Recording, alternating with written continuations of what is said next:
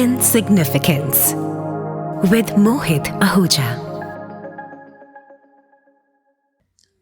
कैसे हैं आप सब? यार व्हाट्सएप की दुनिया कितनी बढ़िया है ना।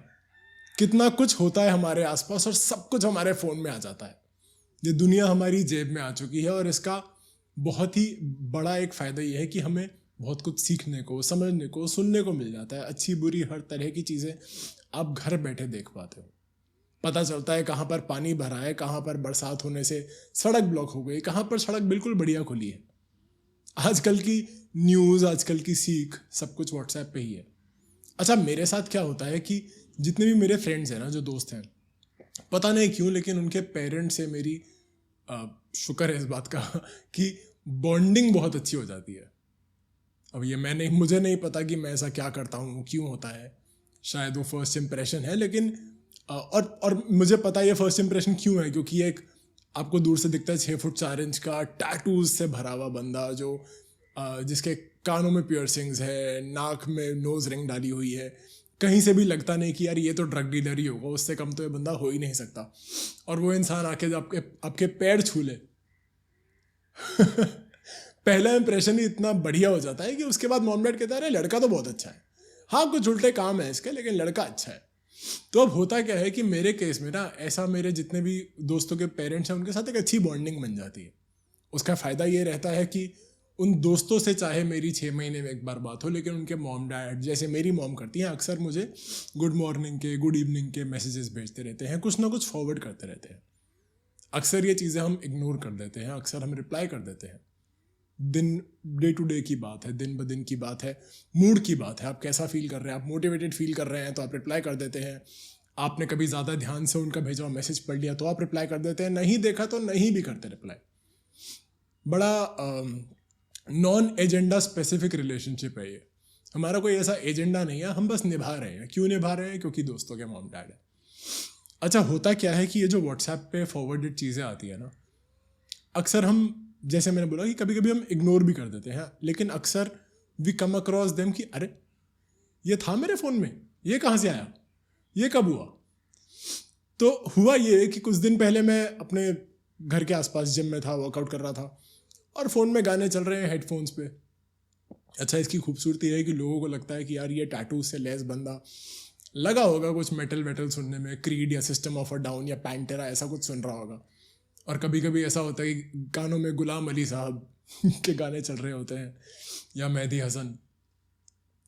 बहरहाल ऐसे ही गाने चल रहे थे और फिर से एक बॉम्ब की तरह सडनली पुचुक एक आउट ऑफ नोवे एक ऑडियो शुरू हो गया। मैंने कहा अरे ये तो मेरे फ़ोन में नहीं था यार, ये कहाँ से आया। अच्छा, ये ऑडियो था अबाउट गॉड, कि भगवान की समझाई हुई चीज़ें हम समझ नहीं पाते। अच्छा, मैं जब ये शुरू हुआ तो मैं ऑलरेडी एक सेट के बीच में था, हाथ में वेट्स हैं तो I can't change the audio. तो हमने कहा चलो चलने दो, इस सेट के बाद चेंज करेंगे। तो ये ऑडियो उस कहानी के बारे में था जो हम सब ने, जो जितने भी हिंदू फैमिली से आते हैं या मुस्लिम फैमिली से भी, या बाकी सब ने, इंडियंस ने स्पेसिफिकली ये कहानी अक्सर सुनी होगी कि जब राम जी की वाइफ सीता को रावण ने किडनैप कर लिया तो हनुमान ने बोला कि मैं आपकी हेल्प करूँगा, because Hanuman used to love Shri Ram and used to really कि भगवान तुम ही हो, और मतलब दीवानापन था। जब श्रीलंका पहुँचे, जब ये बात आई कि हम जाके सीता को बचाएंगे, और ये जब वहाँ पहुँचे इंडिया के एज पे, तब इनको रियलाइज़ हुआ कि अरे लंका तो सामने है, जो दूर है पता नहीं कैसे दिख रहा था, बट एनी हाउ मान लेते हैं। तो उन्होंने बोला कि बहुत दूर है लेकिन हम जाएंगे कैसे। तो हनुमान ने अपनी वानरों की सेना बुलाई और पत्थरों पर राम लिखकर पत्थर पानी में फेंकने शुरू करे और उन पत्थरों ने फ्लोट करना शुरू कर दिया। अब ये जो व्हाट्सएप ऑडियो था वो इस बारे में था और ये समझा रहा था कि ये एक मेटाफर है जो हमें रामायण के थ्रू सिखाया गया है कि किसी भी चीज़ पे अगर आप उसको भगवान को सौंप दो तो पानी में पत्थर भी तैर सकते हैं। आपकी जो भी आप मुश्किलें फेस कर रहे हो वो आसान हो सकती हैं। अच्छा, ये बात मैं बिल्कुल भी रिलीजियस नहीं बनाना चाहता इस पॉडकास्ट को, लेकिन मैंने इस चीज़ पे सोचना शुरू करा। कि यार ये बढ़िया बॉम्ब फेंका है जिसने भी फेंका है मेरे ऊपर, जो भी पेरेंट है जिन्होंने मुझे ये चीज़ फॉरवर्ड करी है, बहुत ही बढ़िया चीज़ भेजी है और थॉट तो बहुत अच्छा है, लेकिन क्या ये एक्चुअली में होता है? डाल दे सब कुछ भगवान पे, हो पाता है क्या? फिर मैंने सोचा कि मुझे पता नहीं क्यों मेरे चाचा की याद आ गई। अगर आपने पहले मेरे पॉडकास्ट सुने आपको पता होगा कि मेरे चाचा जो थे बहुत ही अजीज़ थे मेरे, बहुत करीब थे मेरे। He was like a second father to me. And उन्होंने जितना बिगाड़ा शायद कोई नहीं बिगाड़ पाया मेरे को, लेकिन कोविड के वक्त we lost him, he was no more. और जब वो गए थे ना तो पूरे घर में सिर्फ एक डिस्कशन था कि अरे ये कैसे चला गया। घर का सबसे छोटा भाई, मेरे डैड फैमिली में सबसे बड़े हैं, मेरे चाचा सबसे छोटे थे, उनकी एज नहीं थी जाने की जैसा बोला जाता है। और जब ऑनलाइन ही हमने सब कुछ करा था, चाचा का जो भी रिचुअल्स होते हैं हमने ऑनलाइन ही करे सबको, जूम मीटिंग्स पे, Google meetings, whatever those platforms are, उनके थ्रू हमने करा। और एक बात बहुत ज़्यादा लाउडली निकल के आई कि चाचा हर बात में बोला करते थे जो प्रभु की मर्जी। और फिर ये क्वेश्चन ऑब्वियसली नेचुरली आया जब आपका कोई अजीज गया हो कि यार ये प्रभु की मर्जी कैसे थी? वो तो गए ना, ऑक्सीजन के लिए लड़ रहे थे जब वो गए, इसमें प्रभु की मर्जी कैसे थी?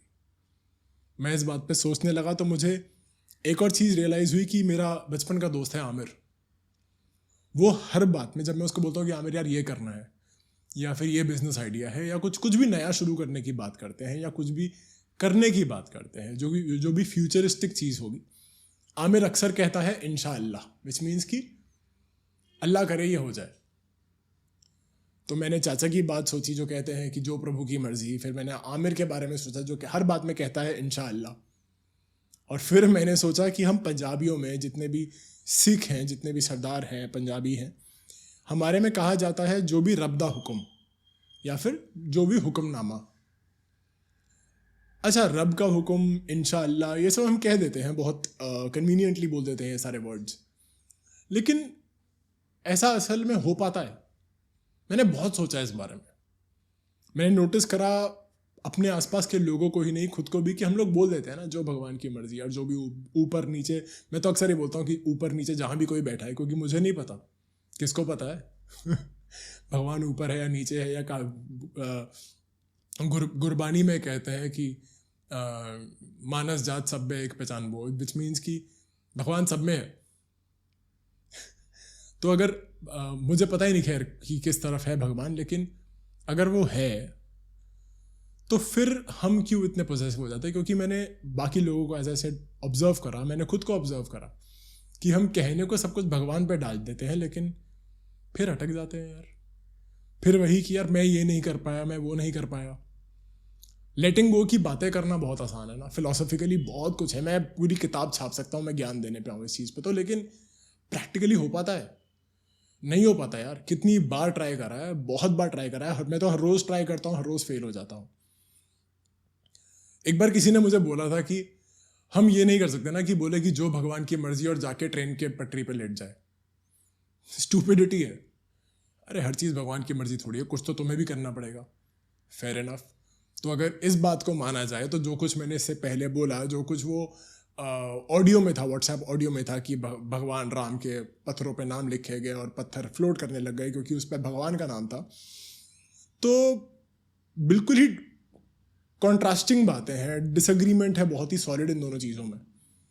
तो अब करें क्या, कैसे करना है? मतलब इसमें आप एथिस्ट हैं या रिलीजियस हैं, या भगवान को मानते हैं या नहीं मानते, या कुछ भी करते हैं, मतलब is it the whole idea is about being possessive about something और टोटली सरेंडरिंग, राइट? हम सरेंडर करें या पोजेसिव हो जाए, है तो इंसान यार। और प्रॉब्लम क्या है कि सब लोग फिगर आउट कर रहे हैं, पूरा जवाब तो किसी के पास भी नहीं है, मेरे पास भी नहीं है। मुझे लगता है हर पॉडकास्ट में बस एक डिस्कशन कर लेता हूँ मैं, कुछ जो मेरे थॉट प्रोसेस है वो आपको बता पाता हूँ, समझा पाता हूँ कि मुझे ये लगता है, हो सकता है कुछ और हो, मैं भी सीख रहा हूँ, हर रोज़ एक बेहतर इंसान बनने की कोशिश कर रहा हूँ। तो मैंने इन सब चीज़ों पे सोचा कि ये सारी बातें बहुत ज़्यादा कॉन्ट्रास्टिंग है, तो एक्चुअली में है क्या? तभी मुझे एक चीज़ और याद आई, और ये एक छोटा सा मिसहैप हुआ था मेरे, कुछ दिन पहले बॉम्बे शिफ्ट हुआ हूँ, उससे पहले की बात है। मेरे पास बहुत सारा इक्विपमेंट था, शूटिंग का equipment, since I am a photographer and I teach, जो कि मुझे बॉम्बे भेजना था। अब हिमाचल से बॉम्बे भेजना और फ्लाइट में लाने का प्रॉब्लम था, बिकॉज फ्लाइट में the way they deal with your cargo, बहुत ज़्यादा स्ट्रॉन्ग चांसेस है कि कुछ ना कुछ तोड़ देंगे, फेंक देंगे, उनको कोई फ़र्क नहीं पड़ता, उनके लिए सिर्फ लगेज है। तो हमने डिसाइड किया कि दिल्ली, हिमाचल से दिल्ली कुछ बसेस चलती हैं हर रोज़ शाम को, जिनमें आप अपना सामान भेज सकते हो, वो सामान के कुछ बेसिक पैसे ले लेते हैं। तो यहाँ से मैं बस में डाल दूंगा, आगे से मेरी सिस्टर रिसीव कर लेगी जो दिल्ली में है, एंड उस सामान को then through somebody who was coming to Bombay she would send it. हमने ये बात डिसाइड करी, और जब वो सामान भेजने का वक्त आया, वो सामान सब पैक कर लिया हमने, सब कुछ कर लिया। जब भेजने का वक्त आया तो मुझे बस के पास जाना है, जहाँ पे बस आती है हाईवे पे, जो कि मेरे घर से 10-1 मिनट दूर है। मुझे वहाँ पे जाकर के अपना बैग रखना है, जो कि अच्छा खासा 25-30 किलो का बैग है, तो मैं उसको पैदल नहीं लेके जा सकता हूँ। अच्छा, एट द सेम टाइम हुआ ये है कि घर के बाहर की जो सड़क है वो बन रही है, तो हम जो हमारी गाड़ी है या बाइक है वो नहीं निकाल सकते। तो इसीलिए हमने, जो मेरे लैंडलॉर्ड हैं, बहुत ही स्वीट फैमिली है, उनसे बात करी थी कि हम आपकी गाड़ी ले लेंगे जब भी ज़रूरत पड़ेगी। तो अब हुआ ये है कि बस को आने में आधा घंटा है, मुझे लैंडलॉर्ड के घर जाके उनकी गाड़ी उठा करके लानी है, मांग के लानी है, ताकि मैं उसमें सामान ले करके बाहर हाईवे तक जा सकूँ, जहाँ पे मैं बस में सामान लोड कर दूँगा। अच्छा, मेरी मॉम की ना एक बहुत ही स्वीट आदत है कि वो पूरा दिन, जब मैं पैकिंग कर रहा होता हूँ, कुछ भी ऐसे ट्रैवल प्लान्स होते हैं ना, वो उस टाइम कुछ नहीं बोलेंगी। आई थिंक वो खुद से डील कर रही होती है कि अरे फिर से जा रहा है। लेकिन जब आप निकलने वाले होते हो ना, when I am about to leave, जब मुश्किल से मेरे पास आधा घंटा 45 मिनट बचे हैं, जो आखिरी का पैनिक है, उस टाइम पे मॉम के सवाल शुरू हो जाते हैं, ये रख लिया, वो रख लिया, ये तो नहीं भूला, दवाई रख ली। और उस टाइम पे मैं अक्सर मॉम को बोलता हूँ कि यार ये बहुत इरिटेटिंग होता है कि आप इस टाइम पे शुरू कर देते हो, क्योंकि मैं ऑलरेडी पैनिक में हूँ, मुझे टेंशन है कि मुझे पहुँचाना है सामान या खुद जाना है या जो भी है। और उस टाइम पे जब आप टोकना शुरू कर देते हो, यार मेरे को आप स्ट्रेस ऐड कर रहे हो। तो हुआ ये कि मुझे ऑलरेडी स्ट्रेस है, सो कॉल्ड स्ट्रेस, कि मुझे गाड़ी उठा करके लानी है, मुझे गाड़ी में ड्राइव करके लानी है, मतलब उठा करके, पकड़ मत लेना इस बात को। तो गाड़ी लैंडलॉर्ड से बोरो करके लानी है, उसमें सामान रख के बाहर ले जाना है, बस ना छूट जाए, क्योंकि बस में बात हो रखी है कि सामान भेजना है। All of that is going on, and just at this moment Rajdar, मेरी जो डॉग है, जर्मन शेफर्ड है, और ये मेरे घर में हर 10 दिन में ड्रामा होता है कि वो मैडम घर से बाहर भाग गई और वो खेतों में भागती फिर रही है, और everyone is trying to catch hold of her. अब होता क्या है कि being a German shepherd, Rajdar बहुत फ्रेंडली है, बहुत ज़्यादा फ्रेंडली है। उसको बाहर निकल के सिर्फ खेलने से मतलब है, उसे किसी को काटना नहीं है, किसी को अटैक नहीं करना, कुछ नहीं करना। लेकिन उसका साइज देख के, जैसे लोग मुझे देख के जज कर लेते हैं कि ड्रग डीलर होगा, वैसा ही राजदार को देख के लोग डर जाते हैं कि अरे ये तो काट लेगी। और इस रीज़न से मॉम डैड हमेशा पैनिक करते हैं कि जब भी राजदार बाहर भाग जाए तो हम कोशिश करते हैं कि राजदार को घर के अंदर वापस ले आओ। और वो एक 15-20 मिनट 25 मिनट का स्ट्रगल है। कभी कभी हम लोग गाड़ी ऑन करते हैं तो गाड़ी की आवाज़ सुन के आ जाती है, क्योंकि उसको भी गाड़ी बाइक पे घूमना पसंद है। लेकिन ये सब होता है। तो हुआ क्या कि उस मोमेंट में जब मैं ऑलरेडी स्ट्रेस में हूँ, जब मॉम ने ऑलरेडी इतने सारे सवाल खड़े कर दिए कि ये ले लिया, वो ले लिया, ये डाल लिया, फ़ोन पे बात हो गई बस वाले से, ऑल ऑफ दैट हैपनिंग, मैं घर से बाहर वो अटैची जैसे तैसे ले करके जा रहा हूँ, स्ट्रगल कर रहा हूँ पत्थरों के बीच में से, क्योंकि पत्थर अभी बिछे हुए हैं, सड़क बन रही है। एंड इस बीच राजदार घर के बाहर भाग गई। अब मैं ऑलरेडी इरिटेटेड हूँ। सोचिए, स्ट्रेस का मोमेंट है, आधे घंटे में बस आने वाली है, मुझे अभी लैंडलॉर्ड के घर तक पैदल जाना है, जो कि 10 मिनट दूर है, वहाँ से गाड़ी लानी है, गाड़ी में सामान रखना है और फिर जाना है। ऐसे में राजदार बाहर भाग गई। मॉम पीछे से चिल्ला रही है मुझ पर कि सुन, राजदार बाहर भाग गई, देख देख बाहर ना निकल जाए, घर के बाहर, मतलब खेतों के बाहर ना चली जाए, लोग ना डर जाए, this that. And just when this is happening, वो जो अटैची में उठा के चल रहा था, बहुत ही बड़ी 30-35 किलो की अटैची थी, वो बहुत ज़ोर से मेरे पैर में लगी और बहुत ज़ोर से दर्द हुआ। एकदम एंकल पे जो प्लास्टिक का टायर लगता है ना, वैसे जान निकल गई यार।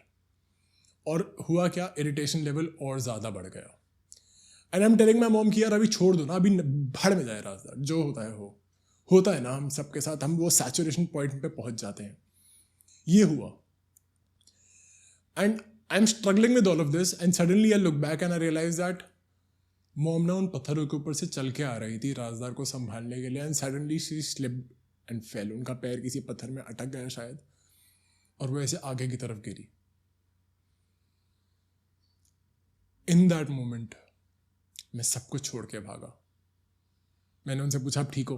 कहती हाँ मैं ठीक हूँ। थैंकफुली ज़्यादा कुछ नहीं हुआ था। मॉम अपने पंजों पर ही लैंड हुई थी, ज़्यादा ज़ोर से चोट नहीं लगी, कुछ नहीं हुआ। घुटने में उनके चोट ज़रूर आई, जिसके कम से कम 10-12 दिन जूझी वो उस दर्द से। मुझसे छुपाती है लेकिन मुझे पता है ये होता है। तो मैं इस मोमेंट के बारे में सोच रहा था और मुझे रियलाइज़ हुआ कि उससे पहले के जो 40 मिनट थे before my mom fail, that 35-40 minutes was all about मैं ये कर रहा हूँ, मैं ये कर रहा हूँ, मुझे ये करने दो, मुझे ये वो करने दो। इट वॉज ऑल मैं, it was all I, it was all me. And in that moment जब मैं अपनी मॉम से इरिटेटेड था, मेरी डॉग बाहर भाग चुकी है, everything is going wrong, mom suddenly fell, and then the only ultimate response जो शायद किसी का भी होता है, I am not trying to say कि आई एम अ गुड सन और एनीथिंग, किसी का भी रिस्पॉन्स ये होता कि यार आप ठीक हो। मैंने जो ये व्हाट्सएप ऑडियो आया, जो कुछ मैंने बातें सोची कि हम भगवान पे छोड़ देते हैं लेकिन छोड़ नहीं पाते हैं, मैंने उन सब चीज़ों के बारे में सोचा और फिर मुझे ये मॉम वाला इंसिडेंट याद आया जहाँ मेरी मॉम गिर गई थी। और एक छोटा सा सवाल अपने मन में आया कि मोहित, ये सोच कि अगर आज जिंदगी में ये तेरा आखिरी दिन है तो क्या? और यही सवाल मैं आपसे पूछता हूं। फर्ज कीजिए that today is your last day. Today is the last time you're looking at your parents. Today is the last time you're talking to your wife. Today is the last time you will see your kids. Then what do?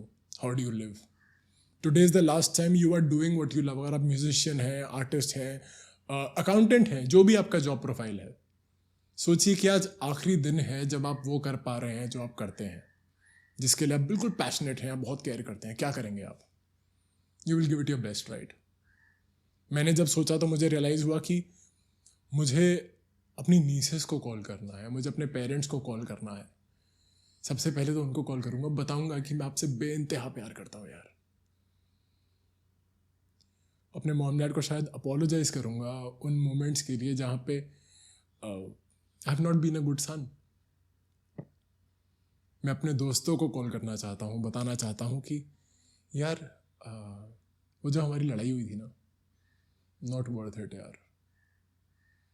बहुत छोटी बात थी। मैं नहीं कह रहा कि तुम सही थे या मैं सही था। मुझे लगता है कि उस लड़ाई के चलते शायद हमारी दोस्ती खराब हो जाएगी यार। तो जाने देते हैं ना, मेरे लिए तुम मैटर करते हो। अगर वो एक काम की बात होती, अगर मुझे अपने काम से रिलेटेड सोचना था, तो मैं ये सोचता कि यार आज मेरा लास्ट टाइम है कि मैं ये चीज़ कर सकता हूँ, और मैं उसमें न जान लगा दूंगा। मैं अक्सर जितने भी पेरेंट्स हैं, जो मेरे स्टूडेंट्स हैं, जिनको मैं फोटोग्राफी सिखाता हूँ, मुझे बहुत बार लोगों ने बोला कि तुम पेरेंट्स को क्यों साथ में सीखने देते हो? मेरी क्लासेस में तो जो सिबलिंग्स हैं वो भी ज्वाइन कर लेते हैं। अक्सर लोगों ने बोला कि तुम यार फीस एक की लेते हो, 4 लोगों को सिखा रहे होते हो। और मैं अक्सर ये बात बोलता हूँ कि यार कल को मैं नहीं हूँगा तो ये बच्चा फंसेगा नहीं, कोई ना कोई उसको गाइड करने वाला, समझाने वाला होगा। मैं नहीं कह रहा कि मैं बहुत महान हूँ या मुझे पैसे नहीं चाहिए। चाहिए यार, बहुत सारे पैसे चाहिए, बहुत बड़ी बड़ी बाइक्स खरीदनी है, बहुत कुछ करना है ज़िंदगी में। लेकिन मैं में फंस के नहीं अटक सकता ना। अगर वो वैल्यू आ रही है चीज़ों में तो लोग वैसे भी आएंगे ना। और मैंने अपनी ज़िंदगी से सीखा है, बहुत ज़िंदगियों से सीखा है कि आप जो करते हो ना वो करो, जिसमें आपको बहुत मज़ा आता है वो करो। पैसा झक मार के पीछे आता है। कुछ साल पहले की बात है, 4-5 साल हो गए शायद इस बात को, लेकिन कुछ साल पहले की बात है कि because of my biking background और जो कुछ मैं एडवर्टाइजिंग में, बाइकिंग में जो भी मस्ती करता रहता हूँ, उस रीज़न से मुझे एक ब्रांड ने बुलाया कि गोवा में एक इवेंट हो रहा है जहाँ पे बहुत सारी ऑफ रोडिंग होने वाली है गाड़ियों में, and you are invited, would you like to join us? Like या व्हाई नॉट, ये क्यों नहीं करना यार, करना है। जो मुझे नहीं पता था वो ये था कि जब मैं वहाँ पहुँचा तो ये जो भी टायर ब्रांड था, उनका जो ब्रांड एम्बेसडर था वो थे सचिन तेंदुलकर। यार ये बहुत बड़ी चीज़ है, बहुत बड़ा नाम है हम लोगों के लिए जो 80s 90s किड्स हैं, क्योंकि इस इंसान ने हमारी पूरी लाइफ डिफाइन करी है यार। सपने देखने भी शुरू नहीं करे थे हमने, और ये इंसान सपने पूरे कर रहा था, और हमें समझ में आया कि यार कुछ भी कर सकते हो आप। 20, 21, 25 साल की उम्र में नहीं, बचपन में ही नाम कमाना शुरू कर दिया, और क्या खेलते हैं यार। अब खुशकिस्मती ऐसी रही कि उस ब्रांडेड एक्टिविटी के चलते मुझे गोवा में सचिन तेंदुलकर से सिर्फ मिलने का ही नहीं, शाम को एक पार्टी हो रही थी, मुझे उनके साथ उस पार्टी में होने का मौका मिला। जितने भी हम लोग ऑफ रोडर्स थे, जो लोग दिन में मिट्टी में गाड़ियाँ उछाल रहे थे, उन सबको शाम में on a beach, very nice beach, Sachin Tendulkar के साथ पार्टी करने का मौका मिला। अब हो क्या रहा था कि बहुत लोग ना जा कर के पार्टी कर रहे थे, चल रही है मस्ती, but everybody was sharing away from meeting Tendulkar, और जो जा रहे थे वो सिर्फ सेल्फी लेने जा रहे थे कि चल यार एक फ़ोटो तो खिंचा ले। मैं भी गया, लेकिन मेरे को ना किसी ने बोला था कि जब जाओ तो किसी से भी ऐसे मिलो कि उनको याद रहे कि तुम कौन हो। तो मैं इस एटीट्यूड से गया कि अरे सचिन को पता होगा हम कौन है, आज याद रहेगा सचिन को कि मैं कौन हूँ। और सच बता रहा हूँ, ये बहुत स्टूपिड ख्याल है। मतलब सचिन तेंदुलकर को कहाँ याद रहेगा कि हम कौन है और हम क्या है। मतलब कहाँ वो, कहाँ हम उनके लिए दुनिया घर पे आ जाती है, और हम दुनिया में अपना घर बनाने की कोशिश कर रहे हैं और ढूंढ रहे हैं कि हमारी पहचान क्या है। तो ज़मीन आसमान का फ़र्क है, नो डाउट। खैर मैं उनसे मिला, बातें करी, कुछ सवाल पूछे मैंने उनसे। पहले तो ऑब्वियसली कॉम्प्लीमेंट करते हो आप, बताते हो कि यार आप जितना एपिक कोई नहीं है, वो सब कुछ हुआ। और फिर मैंने उनसे पूछा कि just tell me something, and this might sound like a question that you have had so many times. कहते यार मोहित आस्क मी। नाम याद हो गया था अब तक, बाय द वे, ये कॉमन नाम होने के फायदे यही हैं। खैर, तो मैंने उनसे पूछा कि how did you do it for so long. यार मतलब आप सचिन तेंदुलकर और भगवान हो यार, आप क्रिकेट के, इतना टाइम कैसे कर पाए। कंसिस्टेंसी भी कोई चीज़ है, बुरा टाइम भी आता है, अच्छा वक्त भी आता है, घर पे भी 100 काम होते होंगे, टेंशन होती होगी, हेल्थ कभी साथ नहीं देती। कोई दिन होता है जब आप सुबह उठते हो और आप सोचते हो कि यार आज मेरे को सचिन तेंदुलकर नहीं बनना है, तब क्या। You know what his reply was. और ये रिप्लाई ना इसने, मैं बताता हूँ क्या करा, पहले मैं रिप्लाई बताता हूँ कि रिप्लाई ये था कि Mohit, for the world I was Sachin Tendulkar, for the world as you said कि god of cricket this that, ये सारी चीज़ें मैंने बहुत बार सुन ली थी। लेकिन जब मैं उस पिच में उतरता था ना यार, जब मैं पवेलियन से निकल के पिच में जाता था, तो मुझे ये पता था कि नो मैटर कितनी सेंचुरीज मार ली है मैंने, no matter how much I have achieved, लेकिन मुझे आज फिर 0 से शुरू करना है। और ये इतनी बड़ी बात थी जिसने, जो हम कहते हैं ना अहंकार, वो तोड़ दिया यार। मैं उनको बताने गया था कि मैं कोई हूं, और उन्होंने ना मुझे ये बताया कि सुन, मैं भी जब खेलता हूँ तो मैं सोचता हूँ मैं कोई नहीं हूँ यार, मुझे बस खेलना है। और ये कितनी बड़ी बात है ना, कितनी ज़्यादा बड़ी बात है कि हर रोज़ 0 से शुरू करते हैं। अब सचिन तेंदुलकर ने बोला है तो कुछ तो दम होगा यार। मान लेते हैं कि मैं कोई भी नहीं हूँ, मान लेते हैं, लेकिन जब सचिन तेंदुलकर ही ये सोच रहे हैं कि मैं कोई भी नहीं हूँ, तो हम क्या है। और फिर बात आती है अहंकार की और आइडेंटिटी की, क्योंकि अगर आप आजकल की दुनिया को देखें, और जो सचिन तेंदुलकर की बात थी, जो सचिन ने बोला, मुझे बड़े हैं मेरे से एज में, बहुत दुनिया देखी उन्होंने, बहुत कुछ अचीव कर लिया है। अगर आप उनकी बात सोचे सुने तो लगता है कि यार कितनी सही बात बोल दी यार इन्होंने। जब वो कुछ करने जाते हैं तो वो आइडेंटिटी ही खत्म कर दी ना कि मैं कोई हूं। सोचिए ना, आजकल जिंदगी में कितना कुछ चल रहा है, कितना कुछ हम सोशल मीडिया पे देखते हैं ना, I identify as this, I identify as that. It is all the I and it is all the identify. अहंकार की निशानी है सारी। और अगर मैं वापस जाऊं जो शुरुआत करी थी पॉडकास्ट की, उस पे कि अगर हम उन पत्थरों पे अपना नाम लिखेंगे तो शायद वो पत्थर डूबेंगे, पक्की बात डूबेंगे, क्योंकि वो अहंकार, it's coming from a place of pride, from a place of identity. बड़े बुजुर्ग कह के गए कि जहाँ अहंकार आ जाता है ना, वहाँ पर कहानी खत्म होनी शुरू हो जाती है। तो मुझे लगता है कि अगर हम सब आइडेंटिटी छोड़ दें, अपने अंदर की मैं निकाल दें कि यार मैं कोई हूँ, मतलब just do it for the sake of doing it. I want to play because I love playing. I want to talk on this podcast because I love talking. I want to love my family because I love them. Not because they love me back. Not because यार मैं उनके लिए सब कुछ हूँ या वो मेरे लिए सब कुछ है. हाँ, वो मेरे लिए मेरी दुनिया है, लेकिन लेटिंग गो भी तो बहुत ज़रूरी है ना. लॉन्ग डिस्टेंस रिलेशनशिप्स की हम बात करते हैं. जब लॉन्ग डिस्टेंस रिलेशनशिप्स की बात होती है, अक्सर हम लोग सिर्फ रोमांटिक रिलेशनशिप्स को देखते हैं ना. मेरा शत नमन है उन लोगों को. I really salute those people who are staying away from the families for work, for whatever reason. ये भी लॉन्ग डिस्टेंस रिलेशनशिप है यार. और इस रिलेशनशिप में आपको रियलाइज़ होता है कितना कुछ भगवान पे, अल्लाह पे, किस्मत पे छोड़ देते हो कि यार सब ठीक रहेगा. उस भरोसे के साथ घर से आप दूर आते हो कि सब ठीक रहेगा. और इसी भरोसे के साथ अगर हम हर रोज़ परफॉर्म करें कि यार मुझे अपने काम से मतलब है, मुझे जो करना है मुझे उससे मतलब है, बाकी सब ठीक रहेगा. हम जब अटैच होना बंद कर देते हैं कि यार मैं ये कैसे करूँगा, मेरे साथ ये कैसे होगा, मेरे साथ वो कैसे होगा, वो एंग्जाइटी, वो डिप्रेशन ऑटोमेटिकली ख़त्म हो जाता है ना. मेरे मेंटोर बोलते हैं कि खुद को बस ये बता कि आगे ज़िंदगी में सब सेट है, सब ठीक रहेगा. जब हम ये बात मान लेते हैं तो जो हुक्मनामा है, जो भगवान की या अल्लाह की मर्जी है, what ever God wishes for us, उसका बहुत ज़्यादा ज़िंदगी में आसानी हो जाती है. समझ आना शुरू हो जाता है कि एक्चुअली में मतलब ये है कि यार जो करना है ना वो करो. Think of it as it is your last day. Every day give it your best every day. सोचिए अगर आपका ये आखिरी दिन है तो क्या करेंगे. जितना कर सकते हैं वो करेंगे और बाकी सब भगवान पे, अल्लाह पे छोड़ देंगे. सचिन की बात ने काफ़ी ज़िंदगी आसान कर दी. मॉम थैंकफुली अब ठीक है. वो चोट बढ़ चुकी है, इंटरनल इंजरी हुई थी घुटने पे, वो ठीक है अब.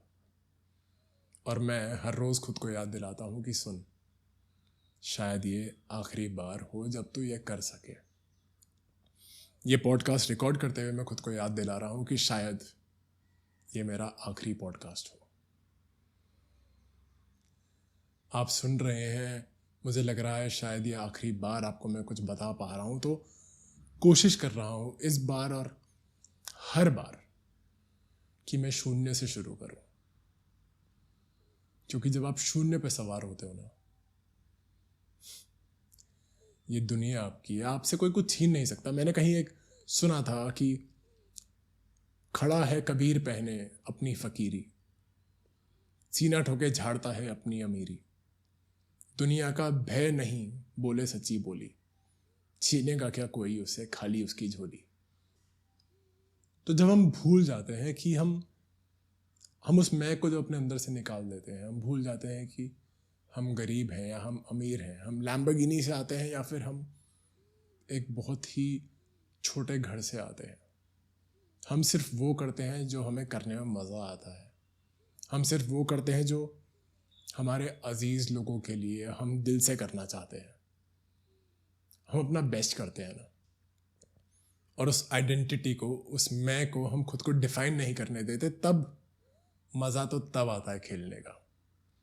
तो आज इतनी ही बात करनी थी आपसे कि जो कुछ है ना उसको लेट गो करने का तरीका मेरे हिसाब से, जितना मैं समझ पाया हूँ, सीख पाया हूँ, वो ये है कि लेट गो करने का सबसे आसान तरीका ये है कि थोड़े से डिटैच हो जाओ. सोचो कि ये आज आखिरी बार है कि आप वो करोगे, और हर रोज़ उस आखिरी बार को करो जब तक एक्चुअली में आखिरी बार ना हो जाए. क्योंकि वो आखिरी बार कब होगी हम खुद नहीं जानते. आखिरी बार और नहीं बोलूँगा. ख्याल रखिए खुद का, अपने सपनों का, अपनी महत्वाकांक्षाओं का, अपने करीबी लोगों का. क्योंकि हम नहीं जानते कब एक्चुअली में वो वक्त आ जाए. मेरा नाम है मोहित आहूजा और इस शो का नाम है इनसिग्निफिकेंस. बहुत छोटी सी चीज़ है ना, व्हाट्सएप ऑडियोज़, वहाँ से ये बात शुरू हुई थी। और कितने इनसिग्निफिकेंट होते हैं, लेकिन देखिए ना, कितनी सारी इनसिग्निफिकेंट चीज़ें हमारी ज़िंदगी में बहुत बड़े बड़े मतलब, बहुत नए रास्ते खोल देती हैं। बस वही रास्ते आपको दिखाने आया था, वही खुशियाँ, वही प्यार आपको आज परोसने आया था। ख्याल रखिए खुद का, बहुत जल्दी फिर से मिलेंगे। Insignificance with Mohit Ahuja.